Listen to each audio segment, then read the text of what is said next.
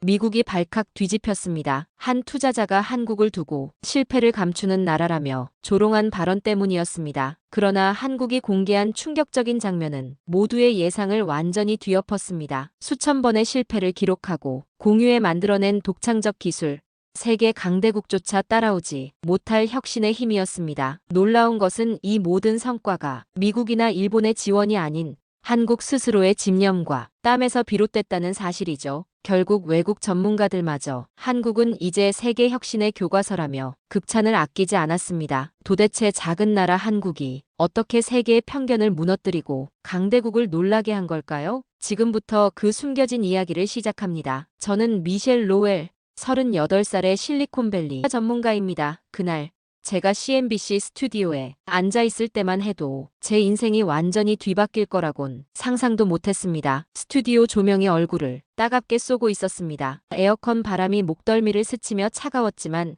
제 손바닥엔 땀이 촉촉하게 맺혀 있었습니다. 진행자가 날카로운 눈빛으로 저를 바라보며 입을 열었습니다. 한국에 대한 질문이었습니다. 이미 예상했던 질문이었거든요. 저는 미간을 살짝 찌푸리며 차분하게 답했습니다. 한국은 겉으로는 화려해 보이지만 본질적으로 실패를 감추는 문화가 뿌리 깊다고 말했습니다. 진정한 혁신은 실패를 기록하고 분석하는 데서 나오는데 한국은 그 반대라고요. 제 목소리가 점점 확신에 찼습니다. 실리콘밸리에서 15년간 스타트업을 분석해온 경험을 바탕으로 설명했습니다. 성공하는 기업들은 모두 실패 데이터를 투명하게 공개한다고요. 하지만 한국 기업들은 실패를 수치로 여기고 감춘다고요. 이런 문화로는 절대 글로벌 혁신을 주도할 수 없다고 단언했습니다. 스튜디오가 조용해졌습니다. 진행자가 잠시 침묵한 후 날카롭게 반박했습니다. 한국의 반도체, K-팝, 스마트폰 같은 성과들은 어떻게 설명하냐고요? 저는 코웃음을 쳤습니다. 모두 운이 좋았거나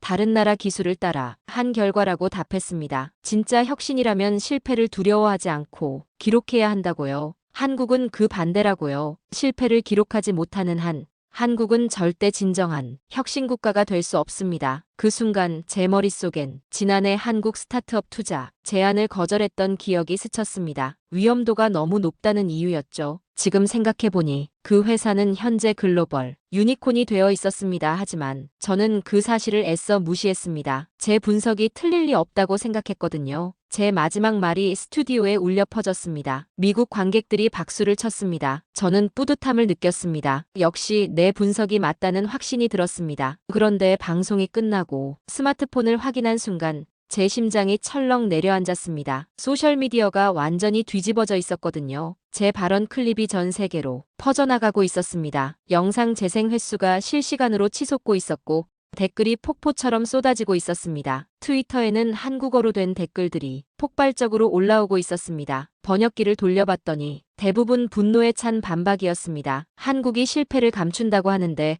우리가 얼마나 많은 실패를 겪으며 여기까지 왔는지 모른다는 내용들이었습니다. 실패를 기록하는 게 바로 한국의 DNA라는 댓글들이 끝없이 이어졌습니다. 제 휴대폰이 쉴 새 없이 울렸습니다. 회사 동료들, 상사들, 언론사 기자들이 모두 제게 연락을 취하고 있었습니다. 동료 린다 체이스가 다급한 목소리로 전화를 걸어왔습니다. 한국 언론이 제 발언을 헤드라인으로 뽑았다고 했습니다. 우리 회사 홈페이지까지 마비됐다고요. 저는 창밖을 내다봤습니다. 뉴욕의 밤하늘이 평소와 다르게 차갑게 느껴졌습니다. 하지만 여전히 제가 틀렸다고 생각하지 않았습니다. 오히려 한국인들의 반응이 제 말을 증명하는 것 같았거든요. 역시 실패를 지적당하니까 화를 내는 거라고 생각했습니다. 이게 바로 한국 문화의 한계라고요. 그날 밤 저는 잠들기 전까지 소셜미디어를 계속 들여다봤습니다. 제 발언이 한국 주요 뉴스의 톱기사가 되어 있었고 각종 토론 프로그램에서 제 이름이 오르내리고 있었습니다. 어떤 한국 교수는 서구 중심적 사고의 전형적 사례라고 비판했고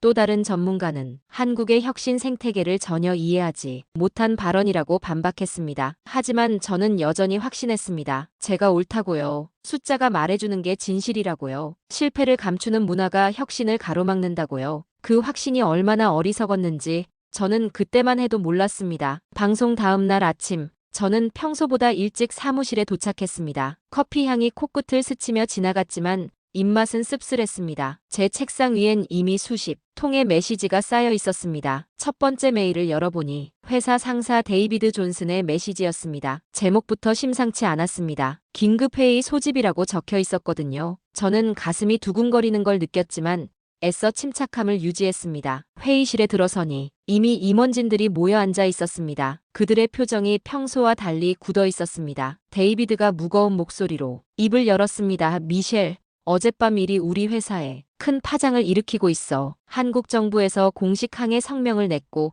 우리와 거래하는 아시아 기업들이 불편함을 표했어. 저는 목이 마르는 걸 느꼈습니다. 하지만 여전히 제가 틀렸다고 생각하지 않았습니다. 제가 한 말은 객관적 분석에 바탕한 사실입니다. 감정적으로 반응하는 것 자체가 제 말을 증명하는 거죠. 린다. 체이스가 날카롭게 끼어들었습니다. 사실이든 아니든 상관없어. 지금 우리 회사 주가가 떨어지고 있고 한국 관련 투자건들이 전부 보류 상태야. 그 순간 데이비드가 테이블을 톡톡 두드렸습니다. 그의 눈빛이 차갑게 변해 있었습니다. 미셸, 내가 직접 한국에 가서 이 상황을 정리해야겠어. 내 말이 맞다면, 그걸 증명해오고 틀렸다면 공개적으로 사과해야 해. 저는 순간 당황했습니다. 한국에 가라니요? 하지만 곧 이를 기회로 받아들였습니다. 제가 옳다는 걸 직접 증명할 수 있는 기회 말이에요. 좋습니다. 가겠습니다. 한국의 허상을 직접 까발리고 오겠습니다. 제 목소리엔 확신이 가득했습니다. 오히려 이런 기회를 준 것에 감사하다고 말했습니다. 한국 현지에서 제 분석이 얼마나 정확한지 보여주겠다고요. 회의가 끝나고 사무실로 돌아오니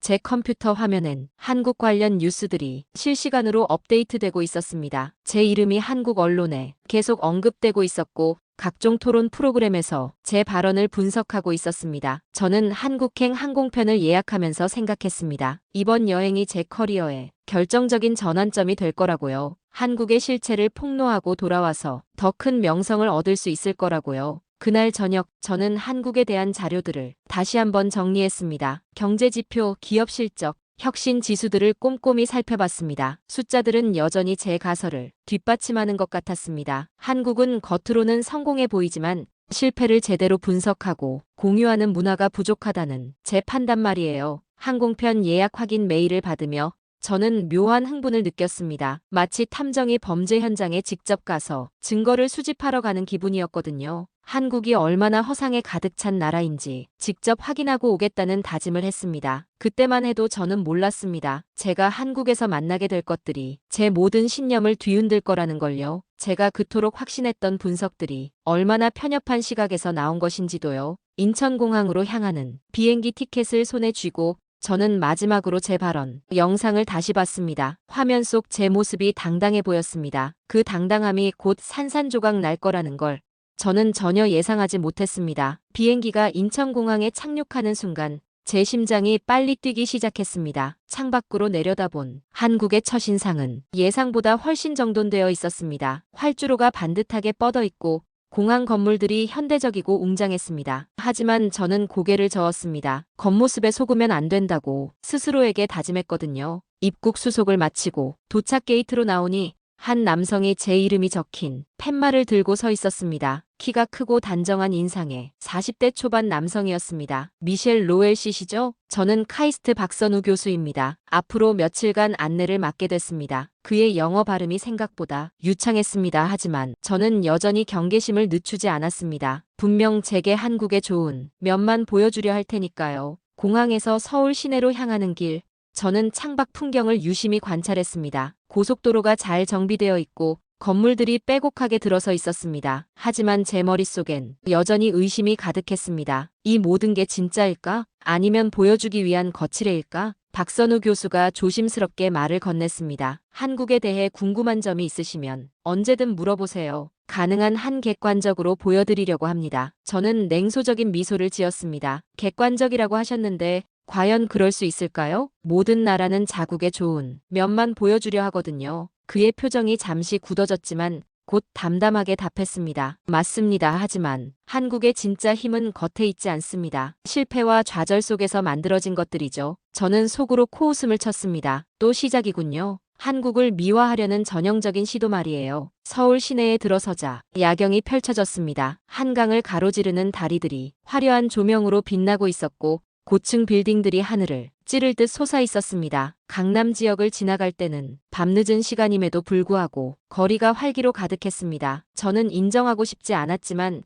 서울의 모습이 제가 예상했던 것보다 훨씬 발전되어 있다는 걸 느꼈습니다. 하지만 동시에 의구심도 들었습니다. 이 모든 발전이 정말 지속 가능한 건가? 아니면 무리한 성장의 결과는 아닐까? 호텔에 도착해 짐을 정리하며 저는 창밖으로 내려다봤습니다. 밤늦은 시간인데도 여전히 불이 켜진 사무실들이 보였습니다. 길거리엔 젊은이들이 활보하고 있었고 편의점과 카페들이 환하게 불을 밝히고 있었습니다. 겉모습은 그럴듯하네. 저는 중얼거렸습니다. 하지만 곧 고개를 저었습니다. 겉모습에 현혹되면 안 된다고요. 진짜 중요한 건 이 나라가 실패를 어떻게 다루는지, 혁신을 위해 얼마나 투명하게 데이터를 공유하는지였습니다. 박선우 교수가 내일 일정을 설명해 줬습니다. 판교 스타트업 단지를 방문하고 젊은 연구원들과 만나볼 예정이라고 했습니다. 저는 속으로 생각했습니다. 분명 성공 사례들만 보여주려 할 거야. 실패한 기업들이나 문제점들은 숨기고 말이야. 그날 밤 저는 한국에 대한 첫인상을 정리해봤습니다. 확실히 겉으로는 발전된 모습이었습니다. 하지만 저는 여전히 확신했습니다. 이 모든 게 허상일 거라고요. 내일부터 본격적으로 한국의 실체를 파헤쳐보겠다고 다짐했습니다. 창밖으로 보이는 서울의 야경이 마치 거대한 무대장치처럼 느껴졌습니다. 화려하지만 속이 빈 껍데기 같다고 생각했습니다. 제가 얼마나 편견에 사로잡혀 있었는지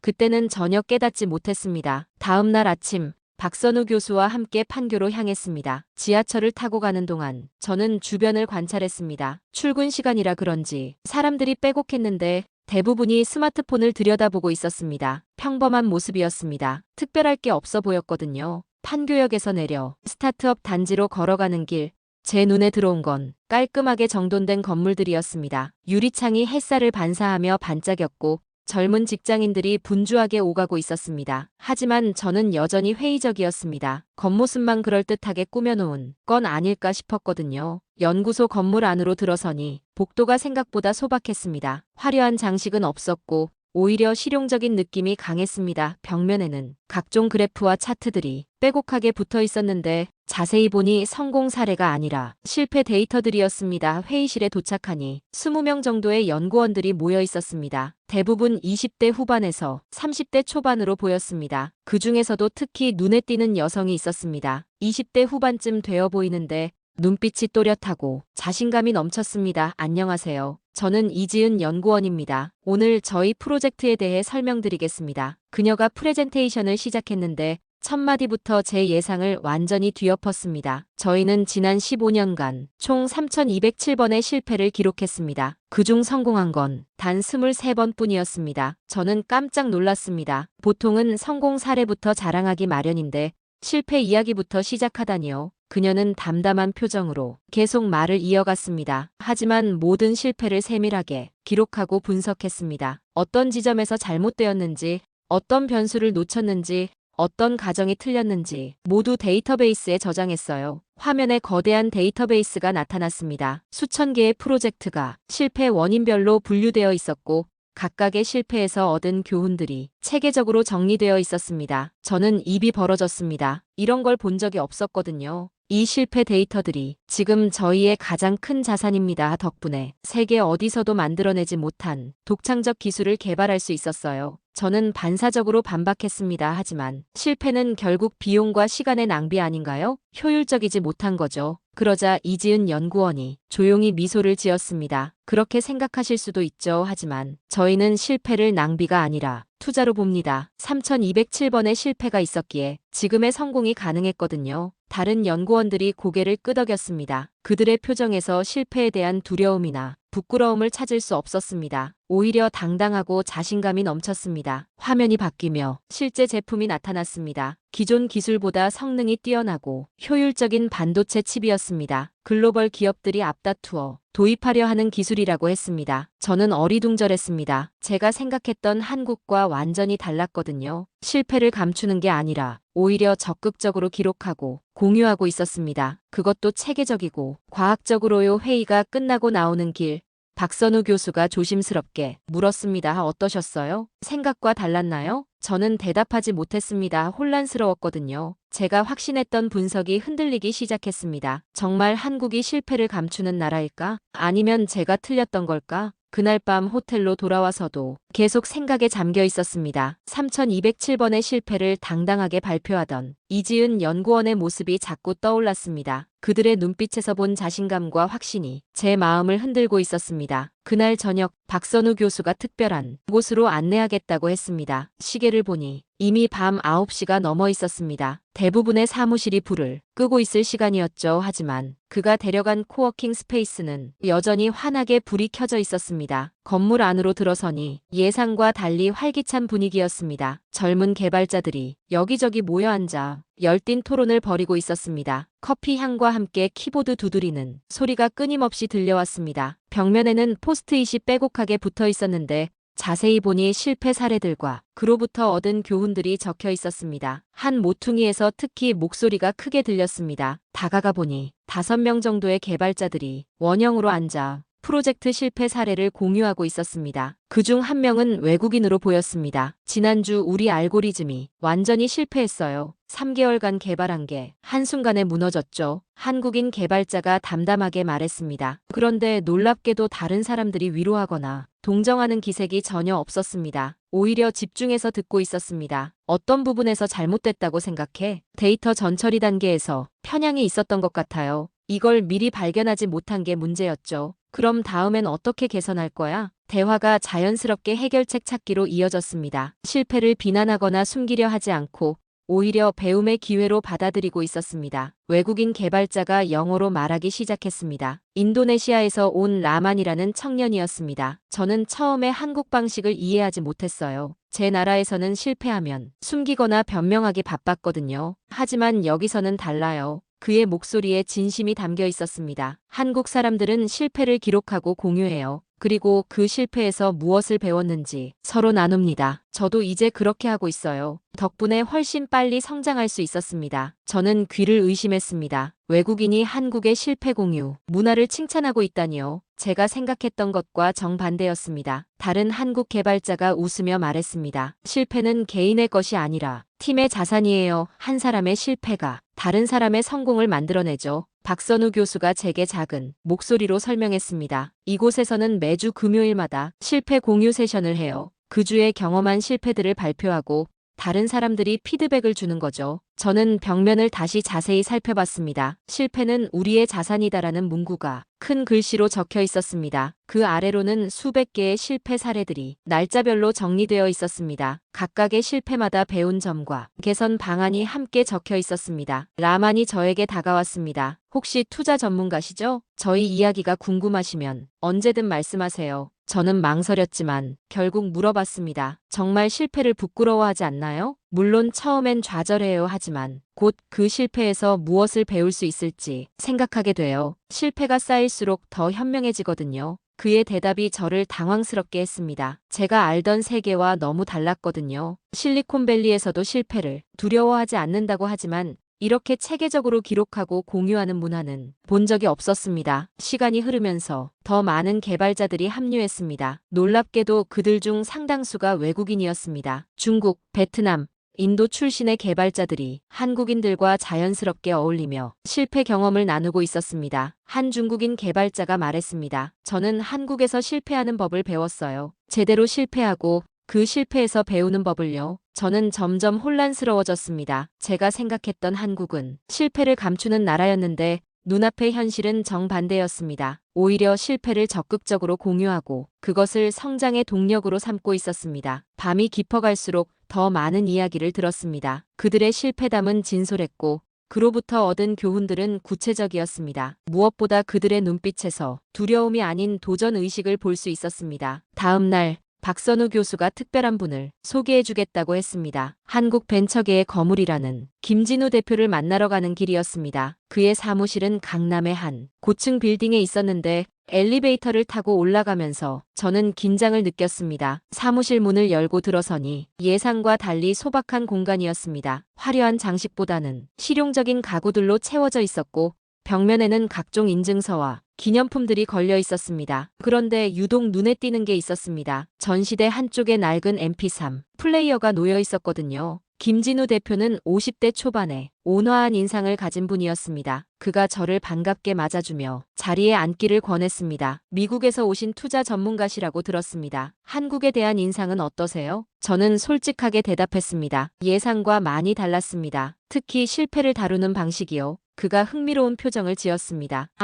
그 부분에 대해 말씀해 주시겠어요? 저는 지난 이틀간 본 것들을 설명했습니다. 실패를 기록하고 공유하는 문화, 그것을 자산으로 여기는 태도에 대해서요. 그러자 그가 고개를 끄덕이며 말했습니다. 맞습니다. 그게 바로 우리의 힘이에요. 혁신은 실패를 감추는 데서 나오는 게 아니라 기록하는 데서 시작됩니다. 그의 말에 저는 할 말을 잃었습니다. 제가 방송에서 한 말과 정반대였거든요. 김 대표가 전시대 쪽을 바라보며 말을 이어갔습니다. 저 MP3 플레이어 보이시죠? 15년 전 제품이에요. 당시 우리 회사가 만든 첫 번째 제품이었는데 완전한 실패작이었습니다. 저는 그 낡은 기기를 자세히 들여다봤습니다. 겉면이 긁혀 있고 버튼이 낡아 보였습니다. 시장에서 완전히 외면받았어요. 기능도 복잡하고 디자인도 별로였죠. 하지만 저는 그걸 버리지 않고 여기에 두었습니다. 왜요? 그 실패에서 너무 많은 걸 배웠거든요. 사용자가 정말 원하는 게 뭔지, 기술과 디자인이 어떻게 조화를 이뤄야 하는지,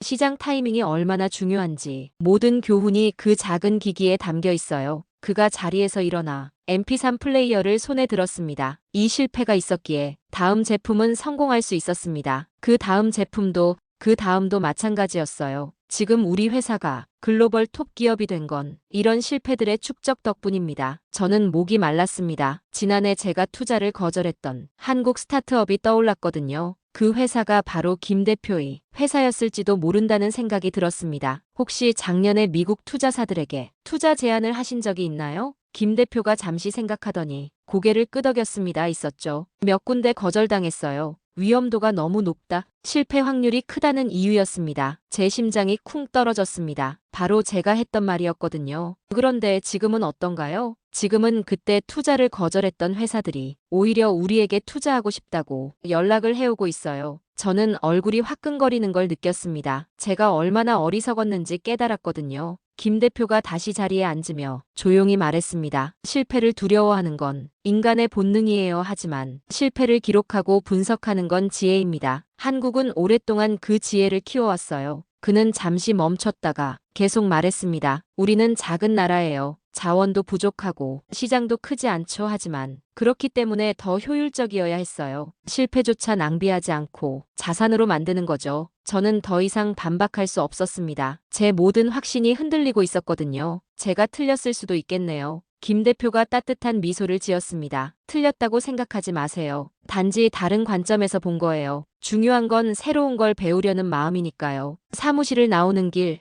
저는 손이 떨리는 걸 느꼈습니다. 제가 그토록 확신했던 분석이 완전히 잘못되었을 수도 있다는 생각에 말이에요. 그날 저녁 박선우 교수가 한강 다리 위를 같이 걸어보자고 제안했습니다. 석양이 강물에 반사되며 황금빛 물결을 만들어내고 있었습니다. 다리 위에서 내려다본 서울의 야경이 숨이 막힐 정도로 아름다웠습니다. 하지만 저는 풍경을 제대로 감상할 수가 없었습니다. 머릿속이 너무 복잡했거든요. 지난 며칠간 본 것들이 제 모든 신념을 뒤흔들어 놓았습니다. 생각이 많으시네요. 박선우 교수가 조심스럽게 말을 건넸습니다. 네, 혼란스럽습니다. 저는 솔직하게 답했습니다. 처음 한국에 왔을 때는 확신이 있었어요. 이 나라가 실패를 감추고 있다고 생각했거든요. 하지만 지금은 말이 막혔습니다. 제가 얼마나 편견에 사로잡혀 있었는지 깨달았거든요. 강바람이 얼굴을 스쳤습니다. 차가웠지만 상쾌했습니다. 저는 깊게 숨을 들이마셨습니다. 제가 틀렸습니다. 제 목소리가 떨렸습니다. 한국은 실패를 감추는 나라가 아니었어요. 오히려 실패를 기록하고 공유하며 그것을 힘으로 바꾸는 나라였습니다. 박선우 교수가 고개를 끄덕였습니다. 그걸 깨달으시는데 용기가 필요했을 거예요. 저는 투자 전문가라고 자부했는데 정작 가장 중요한 걸 놓치고 있었네요. 한강 위로 불빛들이 하나둘 켜지기 시작했습니다. 건물들이 반짝이며 밤을 밝혔고 다리 위의 조명들이 강물에 길게 반사되었습니다. 한국의 진짜 힘이 뭔지 이제 알 것 같아요. 저는 난간에 팔꿈치를 기대며 말했습니다. 화려한 겉모습이 아니라 실패를 공유하고 함께 성장하는 철학이었네요. 맞습니다. 우리는 혼자서는 작은 존재지만 함께하면 큰 힘을 낼 수 있다고 믿어요. 그의 말이 가슴 깊이 와 닿았습니다. 특히 실패를 개인의 수치가 아니라 공동체의 자산으로 여기는 문화. 이건 정말 특별한 것 같아요. 저는 지난 이틀간 만났던 사람들을 떠올렸습니다. 이지은 연구원의 당당한 모습, 라만의 진솔한 증언, 김진우 대표의 지혜로운 말들. 그들의 눈빛에서 두려움이 아니라 희망을 봤어요. 실패를 딛고 일어서는 강인함을요. 밤이 깊어가면서 서울의 불빛들이 더욱 선명해졌습니다. 수백만 개의 불빛이 각자의 이야기를 담고 있는 것 같았습니다. 성공의 이야기도 있겠지만 분명 더 많은 실패와 좌절이 이야기들이 있을 거였습니다. 저는 지금까지 숫자만 보고 판단했어요. 하지만 진짜 중요한 건 숫자 뒤에 숨겨진 철학과 문화였네요. 저는 핸드폰을 꺼내 지난주 제가 한 방송 영상을 다시 봤습니다. 화면 속 제 모습이 낯설게 느껴졌습니다. 그토록 확신에 차 있던 제가 이제는 부끄럽기만 했습니다. 내일 미국으로 돌아가면 뭘 해야 할지 알겠어요. 박선우 교수가 궁금한 표정을 지었습니다. 제가 한 말을 바로 잡아야 해요. 그리고 한국의 진짜 모습을 알려야겠어요. 한강의 야경이 마치 제 마음속 변화를 축복하는 것 같았습니다. 처음 한국에 왔을 때의 오만함과 편견은 온데간데 없이 사라지고 그 자리에 겸손함과 존경이 자리 잡았습니다. 한국에서 가장 큰 걸 배웠어요. 실패는 끝이 아니라 시작이라는 것을요. 그날 밤 저는 한국이라는 나라를 완전히 새롭게 보게 되었습니다. 작지만 강한 나라, 실패를 두려워하지 않는 나라, 함께 성장하는 나라로 말이에요. 일주일 후, 저는 다시 뉴욕의 월스트리트에 서 있었습니다. 높은 빌딩들이 하늘을 가리고 있었지만 제 마음은 한강에서 본 밤하늘처럼 맑았습니다. 오늘은 제가 요청한 특별 보고회가 열리는 날이었습니다. 회의실에는 평소보다 많은 사람들이 모여 있었습니다. 동료들, 상사들, 그리고 각종 언론사 기자들까지 참석했습니다. 제가 한국에서 돌아와 긴급 보고회를 요청했다는 소식이 업계에 퍼졌거든요. 마이크 앞에 서니 심장이 빨리 뛰었습니다. 하지만 이번에는 두려움이 아니라 떨림이었습니다. 진실을 말할 수 있다는 설렘 말이에요. 일주일 전 저는 이 자리에서 한국에 대해 잘못된 발언을 했습니다. 첫 마디부터 회의실이 조용해졌습니다. 한국이 실패를 감추는 나라라고 말했죠. 하지만 제가 틀렸습니다. 완전히. 그리고 철저히 틀렸습니다. 린다 체이스가 놀란 표정으로 저를 바라봤습니다. 다른 동료들도 마찬가지였습니다. 한국에서 직접 본 것은 제 모든 편견을 산산조각 냈습니다. 그들은 실패를 감추는 게 아니라 기록합니다. 분석합니다. 공유합니다. 그리고 그것을 다음 성공의 밑거름으로 삼습니다. 저는 지난 일주일간 정리한 자료들을 화면에 띄웠습니다. 판교에서 본 실패 데이터베이스,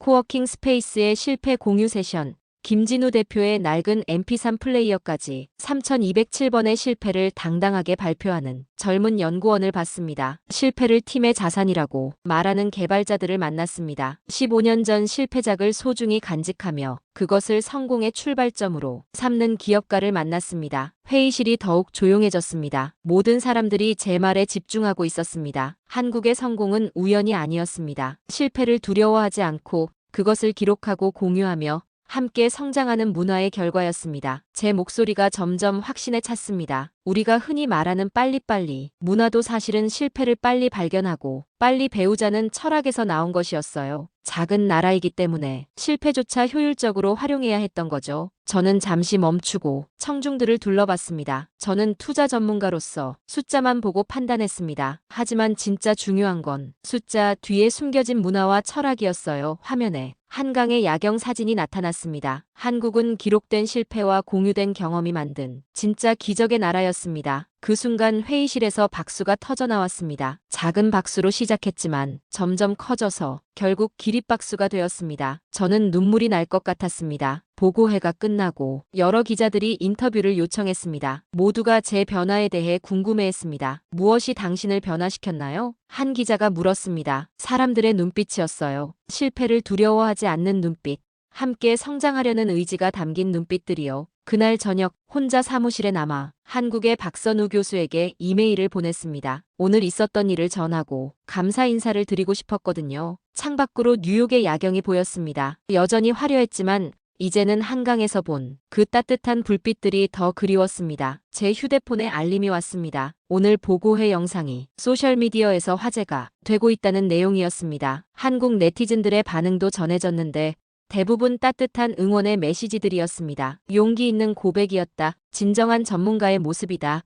이제야 진짜 한국을 알게 되었구나. 저는 미소를 지었습니다. 제가 한국에서 배운 가장 큰 교훈을 실천하고 있는 거였거든요. 실패를 인정하고 그것에서 배우는 용기 말이에요. 여러분은 언제 진짜 용기가 무엇인지 깨달으셨나요? 저에겐 그것이 바로 한국에서의 일주일이었습니다. 실패를 두려워하지 않고 진실을 말하는 용기, 편견을 버리고 새로운 것을 배우는 용기를 얻었거든요. 이 이야기가 마음에 닿으셨다면 여러분도 한 번쯤 자신의 편견에 대해 돌아보시길 바랍니다. 그리고 실패를 두려워하지 마세요. 그것이 바로 성장의 시작이니까요.